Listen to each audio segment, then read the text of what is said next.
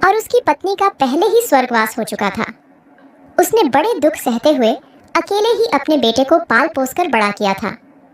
ब्राह्मण बचपन से ही ग्यारस का व्रत करता था। जब उसका पुत्र बड़ा हुआ तो संस्कारी लड़की देखकर ब्राह्मण ने उसका विवाह कर दिया। ग्यारस का दिन आया। ब्राह्मण ने बहू से कहा, मैं ग्यारस का व्रत करता हूँ, तुम आज साफ सफाई करके चाय बना देना। मैं ग्यारस के दिन सिर्फ चाय पीता हूँ, बाकी मैं आज कुछ नहीं खाऊंगा। बहू ने ब्राह्मण के कहे अनुसार साफ सफाई की। दूसरी ओर ससुर ने नहा धोकर पूजा की और कथा सुनी। जब बहू चाय बनाने लगी, इतने में एक पड़ोसन आ गई। वह बोली, मैं तो ये सोचकर आई थी कि पड़ोस में नई बहू आई है, जाकर देखती हूँ क्या कर रही है। पर यह क्या, तुम तो सुबह सुबह काम में लगी हुई हो। पड़ोसन की बात सुनकर बहू ने बोला, आइए बैठिए, मैं पिताजी के लिए चाय बना रही हूँ, आज उनका ग्यारस का व्रत है। यह सुनकर पड़ोसन वापस चली गई।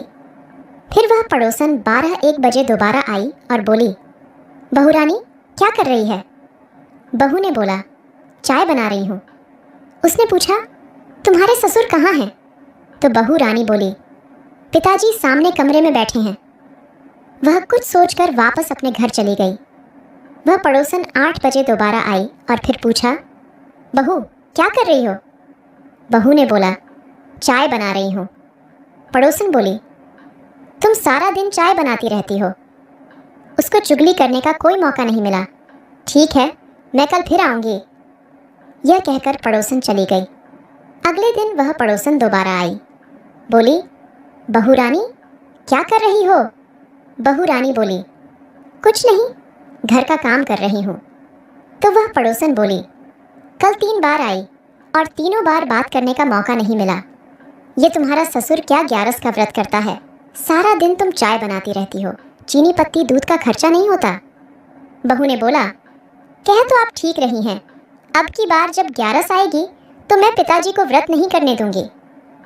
अगली ग्यारस आने पर बहू ने अपने पति से कहा, यह क्या पिताजी ग्यारस का व्रत करते हैं और सारा दिन चाय पीते हैं, चीनी पत्ती का बहुत खर्चा होता है। ब्राह्मण का पुत्र अपनी पत्नी की बात अनसुनी करके बाहर निकल गया।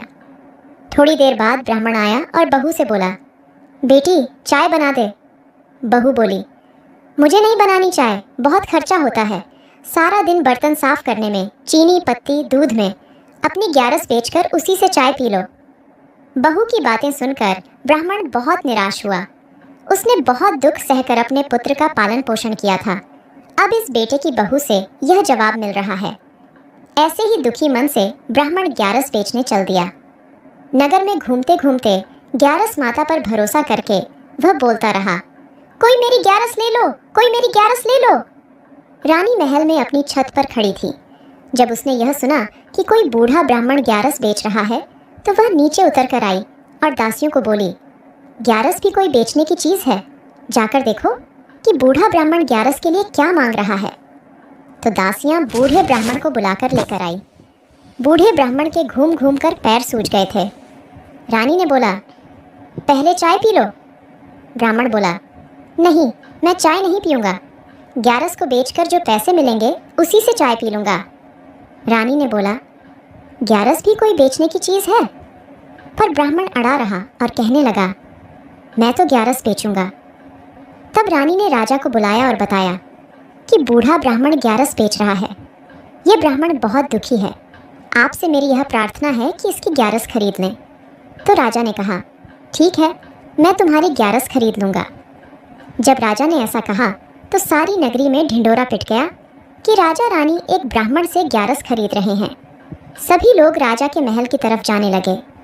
बूढ़े ब्राह्मण की बहू को भी पता लगा कि कोई ग्यारस बेच रहा है, तो वह सोचने लगी, ये तो मेरा ही ससुर होगा जो ग्यारस बेच रहा होगा। वह भी भागी भागी महल की ओर गई। अब रानी ने पूछा कि ब्राह्मण देवता, तुम ग्यारस का क्या मूल्य लगाओगे। तो ब्राह्मण बोला, एक तराजू ले आओ, एक पलड़े में मैं बैठूंगा और दूसरे पलड़े में कुछ भी मूल्यवान दे देना। तो सेवक तराजू ले आए। एक तरफ ब्राह्मण बैठ गया, दूसरी तरफ राजा ने चांदी के सिक्के रखवा दिए। खूब सारे सिक्के रखने के बाद भी पलड़ा नहीं हिला। राजा ने राजकोष से और धन मंगवाया, वह सारा धन रखने के बाद भी नहीं हिला। फिर राजा ने अपने गहने, अंगूठी, सब कुछ उतारकर पलड़े में रख दिया, फिर भी पलड़ा नहीं हिला। राजा ने अपना मुकुट भी रख दिया और रानियों के जेवर भी रखवा दिए, तब भी पलड़ा नहीं हिला। यह देखकर राजा ब्राह्मण के पैरों में पड़ गया और बोला, हे ग्यारस माता, तुम अपनी माया को समेटो, इसकी ग्यारस इसी के पास रहे। मैं इस ब्राह्मण को धन ऐसे ही दे दूंगा। यह सब देखकर बहू भी ससुर के पैरों में पड़ गई और कहने लगी, पिताजी, जो गलती हुई माफ़ कर देना। मैं तो किसी की सिखाई में आकर ऐसा करने लगी थी। आज के बाद कोई ऐसी गलती नहीं होगी। चलो अपने घर चलो। तो राजा ने खूब सारा धन देकर उनको विदा किया। जब बहू घर आई तो देखा कि घर में मौज ही मौज है। ब्राह्मण का घर ग्यारस माता की कृपा से और राजा के दिए हुए धन दौलत से चमचमा रहा था। हे ग्यारस माता, जैसे आपने ब्राह्मण पर कृपा की वैसे ही हम सब पर अपनी कृपा बनाए रखना। कहानी अधूरी हो तो पूरी करना, पूरी हो तो मान करना। बोलो ग्यारस माता की जय।